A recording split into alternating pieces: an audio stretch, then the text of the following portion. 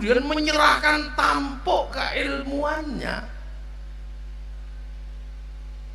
Tampuk keilmuannya Yai Khalil ini diserahkan secara keseluruhan kepada Yai Hasyim Asy'ari. Wis kekno sak tongkate sak apa dikekno. Kenapa? Itu tadi kalau Sayyidina Abu Bakar takoni, "Endi bondo, mana hartamu yang kau berikan?" Karena ada orang yang itibaknya nggak ada yang kayak Kiai Hasyim dalam cerita mondok waktu di Kademangan. Yai Hasyim Asy'ari itu menurut cerita Yai Asy'ari, menurut cerita Yai Samsul Arifin, waktu Kiai Hasyim Asy'ari mondok di Kademangan itu tidak pernah ngaji, tidak pernah terus duduk mengaji di depan Mbak Khalil, itu ternyata tidak pernah Yai Hasyim itu. Tapi apapun yang dibutuhkan Mbak Khalil, Yai Hasyim siap mau ngaji gitu. Mbak Khalil juga iseng kayaknya menguji murid yang satu ini. Yai Hasyim mau ngaji, Yai Khalil mesti bilang, "Sim, nyaimu mau masak, lah gak ada kayu, cari kayu." Maka Yai Hasyim nggak ngaji, langsung pergi ke hutan cari kayu. Begitu selesai cari kayu mau ikut ngaji, Mbak Khalil iseng lagi, wallahu a'lam bis-shawab, akhirnya nggak ngaji. Yai Hasyim Asy'ari ini mau ngaji, tiba-tiba Yai Khalil, "Sim, tolong nyaimu mau mandi nggak ada air, ambil." Ya ambil air, begitu selesai ngambil air mau ikut ngaji, wallahu a'lam bis-shawab. Lah ngaji ini kapan? Bahkan satu saat ketika Yai Hasyim ini punya istri, punya nafiqah, dibilang sama Yai Khalil, "Sim," cara bahasa Yai Khalil, "kamu kalau punya anak nanti laki-laki, bawa ke sini. Usia 3 hari sudah harus sampai Kademangan." Maka lahirnya Yai Wahid Hasyim usia 3 hari sudah digendong ke Kademangan, bayi abang cindil. Tiba-tiba di depan rumah Yai Khalil, tidak boleh masuk rumah, tidak usah masuk rumah, udah di situ aja. Hujan derasnya luar biasa, sehari semalam tidak boleh masuk rumah. Coba. Setelah itu suruh pulang, udah pulang sana. Kira-kira, saya tidak nanya, kira-kira kalau murid Nurul Jadid dibegitukan, enak tadi kiai sampean penjenengan didudukkan, ya toh? Terus dipangku, ini disuruh di depan rumah, jangan masuk. Kalau santri sekarang, wah kiai edan ini. Loh ini, karena apa? Yai Hasyim punya prinsip. Yai Hasyim nggak mau apa? Nggak mau ilmunya Yai Khalil, tapi ingin Yai Khalil. Prinsip dasar pembelajarannya Yai Khalil. Yai Hasyim ilmunya Yai Khalil aku nggak penting, nggak belajar nggak apa-apa, tapi aku ingin Yai Khalil. Begitu dingonok kayak gitu, kalau orang Jogja bilang ya, dingonok kayak gitu, dibegitukan Yai Hasyim tenang. Akhirnya apa? Tidak ada dusta di antara guru dan murid, bersih. Begitu bersih program hatinya Yai Khalil, program hatinya Yai Hasyim imbang. Ibarat hard disk sama flash disk, programnya sama, ilmunya share it. Di Bluetooth. Nah, ini menandakan apa? Ini Rasulullah sama Sayyidina Abu Bakar, peristiwa yang paling muskil dalam kehidupan agama Islam itu adalah Isra Mi'raj. Ini yang paling muskil. Makanya kalau ini musim peringatan Isra Mi'raj, orang kalau peringatan Maulid Nabi aja gampang nyeritakannya. Wong bayinya ada, dukun bayinya pasti juga ada, Hijriyah ada, tapi Isra Mi'raj itu adalah rahasia Allah sama Rasulullah. lailam minal masjidil haram ilal masjidil aqsa. Semalam dari Masjidil Haram Makkah ke Masjidil Aqsa. Semalam loh itu. Numpak onta itu kelululan. Naik onta. Ada sahabat yang paling jago numpak jaran. Keliru bahasa Jawa meneh ya. Ada sahabat yang paling jago naik kuda, namanya sahabat Qaqah bin Amr. Ini luar biasa naik kuda. Pernah terjebak di tengah permainan perang. Di tengah arena perang, 250.000 tentara Romawi ini lepas dari panahnya orang Roma. Nggak kena karena saking jagonya naik kuda. Kalau generasi sekarang mungkin kelasnya Valentino Rossi. Loh, itu butuh waktu 1 bulan lebih. Loh, ketika dikatakan minal masjidil haram ilal masjidil aqsa, ini logika siapa yang bisa terima? Linuriyahu min ayatina sampai di langit. Tapi sahabat Abu Bakar apa pakai nanya? Iya ya Rasul. Dari mana ya Rasul? Dari Masjidil Aqsa. Terus kemana ya Rasul? Ke langit. Ya. Enggak pakai nanya ini. Sayyidina Ali dari mana ya Rasul? Dari Masjidil Aqsa. Dari langit. Oh iya ya Rasul. Zahiran wa batinan. Makanya kemudian pengalaman spiritualnya Rasulullah yang namanya Isra Mi'raj, yang dalam bahasa kiai modern disebut experience of religion. Oh ya, kalau kiai ya masih ngerti experience of religion. Ini syar'i. Makanya seluruh sanad thariqah kalau tidak dari kiai, dari Sayyidina Abu Bakar, ya dari Sayyidina Ali. Yang lain kan pakai akal nerimanya. Makanya tidak masuk wifi-nya Rasulullah. Loh, makanya begitu perintah sholat masalah. Rasulullah Allahu Akbar. Rasulullah online kepada Allah. Sayyidina Ali, Sayyidina Abu Bakar yang di belakangnya Allahu Akbar. Masuk wifi-nya Rasulullah. Layar belakang Allahu Akbar.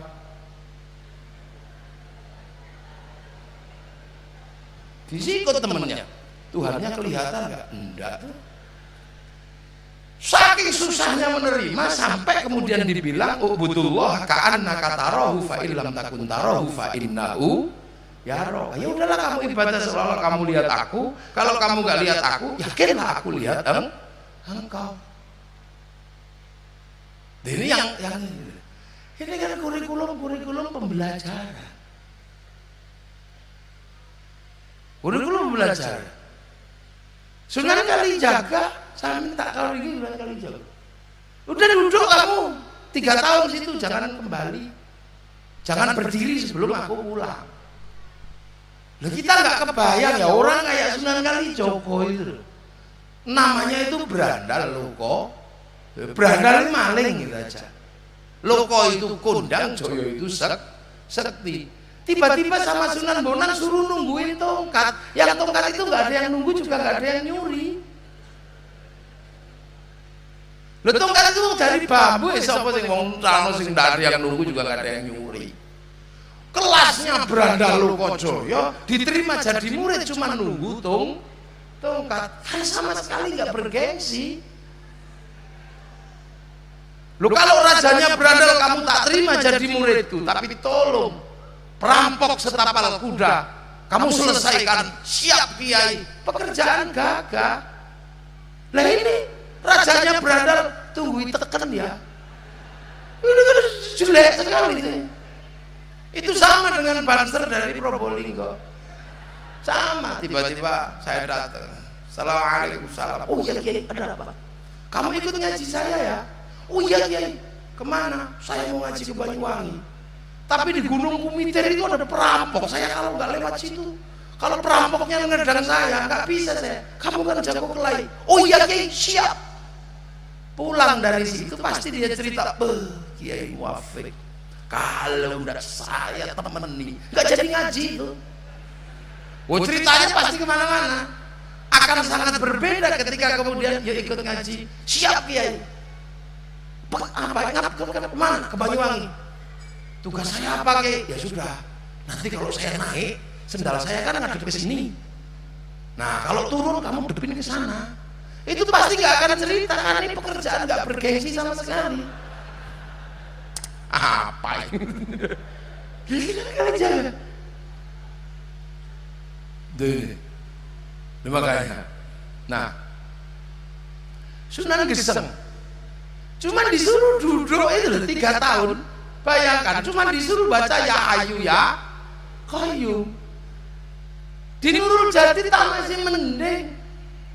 Mata pelajaran 20 duduknya 3 ini mata pelajaran cuman ya kayu ya qayyum, duduk 3 tahun. Saking ngantuk sampai keliru yo kayu yo kayumu. Saya ngantuk ini ya. Loh, tapi syar'i juga ilmunya. Kenapa? Ini ada fase-fase orang mengikuti Rasulullah. Rasulullah jelas kurikulumnya sederhana. Laqad kana lakum fi Rasulillahi uswatun hasanah wa innaka la'ala khuluqin adzim. Pokoknya asal nyontoh, lihat gini, tidak ada sakit, tidak ada prasangka apa-apa. Pasti kena syariat Rasulullah. Nah, setelah Rasulullah ini kurikulum berikutnya, ini kan kurikulum para wali. Nah, kurikulum para wali ini standar. Innal ladzina qalu rabbuna Allah tsumma istaqamu. Nah, rabbuna Allahnya mudah, tsumma istaqamunya itu yang susah. Maka sekarang orang susah cari murid-murid yang bisa bertahan dalam tsumma istaqamu ini, susah. Duduk 3 tahun coba. Karena duduk 3 tahun ya hayu ya qayyum, ya manjing. Nah sekarang kadang duduk 2 tahun ya Allah, ya Allah, Allah, Allah, Allah, Allah, Allah, Allah, Allah, ya Allah, ya Allah, Allah, yo, keringgingan, ya Allah, ya Allah, ya Allah, Allah, lama sekali. Jadi wong Yogyakarta malah suwene.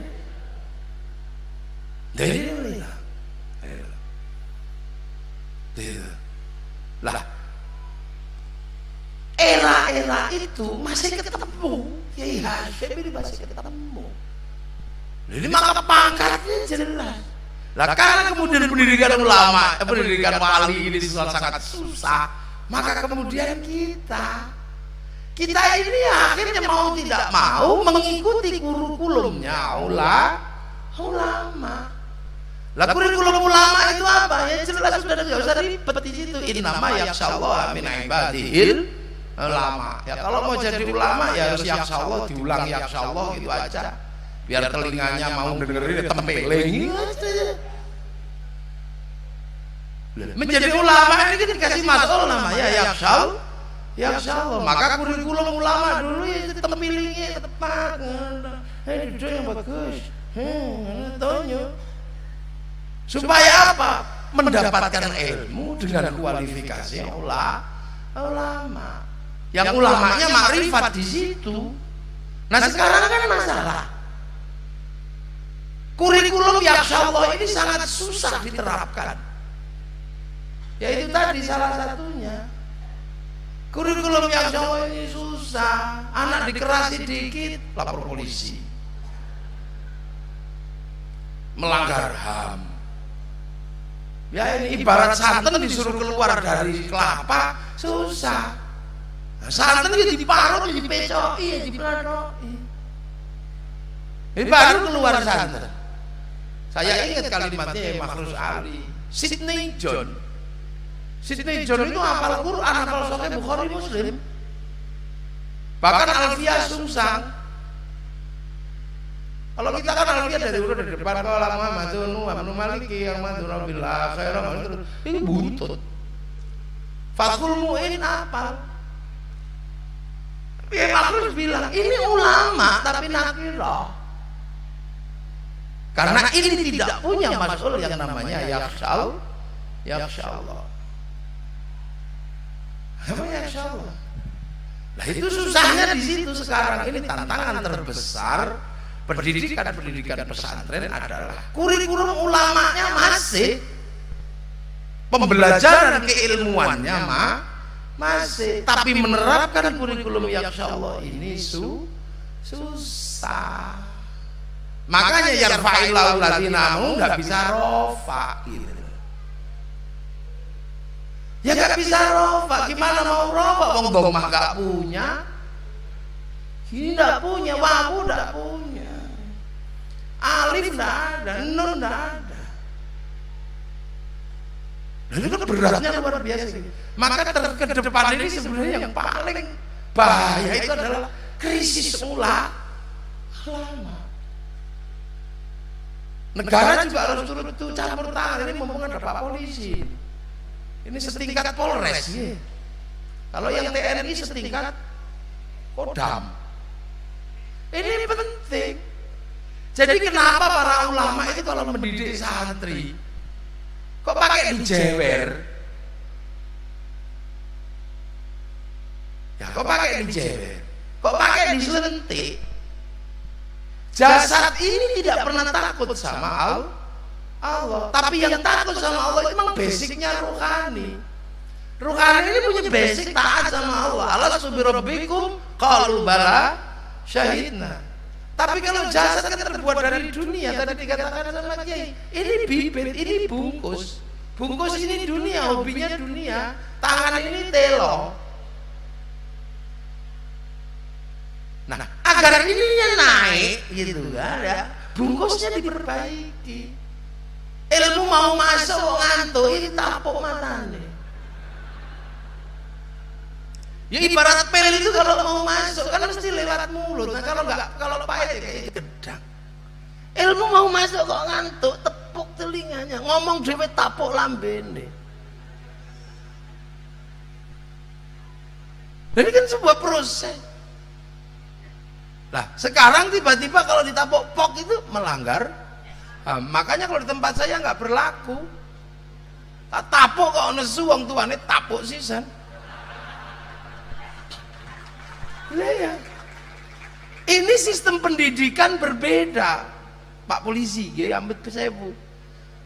Ini kurikulum ulama itu membangkitkan ruhani untuk takut kepada Allah. Sangat berbeda dengan SMK, SMP. Ini berbeda. Dia memberikan pengetahuan yang bersifat ilmiah. Kalau yang ini yang dibangunkan.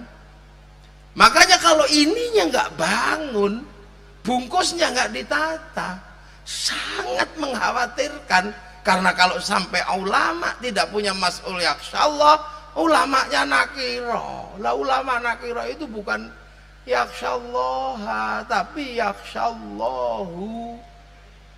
Sing wedi malah Gusti Allah. Ini.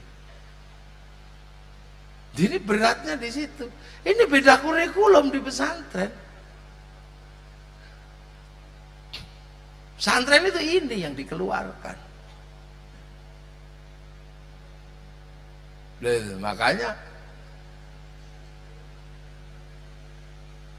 lah ulama itu mbuh kapan lawas gelise.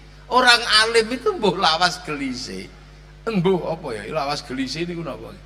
Cepat atau lambat ini akan mendapat kedudukan ditaruh depan. Akan jadi mubtada. Mbuh kapan lawas gelise. Lah nek mubtada kok nakira ya medeni wong kok. Kalau mubtada kok nakira namanya mubtada muakhkhar. Loh makanya sekarang karena mau rofa gak ada yang cangkep, maka sekarang dalam setiap event apapun yang dipakai adalah rumus i'rab. Lah i'rab itu apa? Oportunis. Taghyiru akhiril kalim takdirun aw lafdhun li amilin ulim. Setiap perubahan tergantung amil yang masuk. Makanya setiap pilkada, setiap pil semua tergantung amil.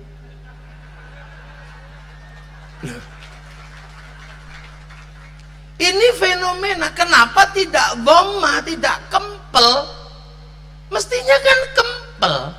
Kenapa tidak? Ya karena nakiro. Nah nakiro kok jadi mubtada, ya tidak bisa. Akhirnya jadinya milik i'rab ma'ilah dhamma tidak punya, ketemu jamak taksir mau apa? Tidak punya apa-apa. Ya wis ngono. Akhirnya ya sudah, kabeh nganggo rumus i'rab. I'rab itu oportunis taghyiru akhiril kalim takdiron aw lafdhon li amilin. Olim, semua tergantung amil yang masuk, semua tergantung kepentingan yang ada. Makanya menyatukan orang, menyatukan ulama itu susahnya luar biasa sekarang. Musim pil terutama. Untung nggak datang dua-duanya. Nah ini.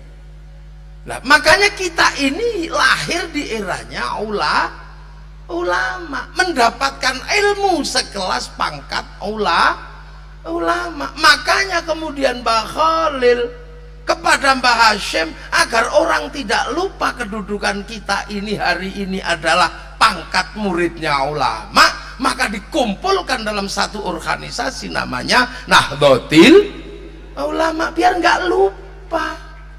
Loh, ini tepuk tangan sing banter. Nah inilah. Coba kalau kita hidup di zaman Nabi, sahabat kita ini. Kalau hidup mau pinter mau bodoh asal ketemu Nabi, sahabat. Enak. Ada sahabat yang pinter ya enak, yang bodoh ya sahabat.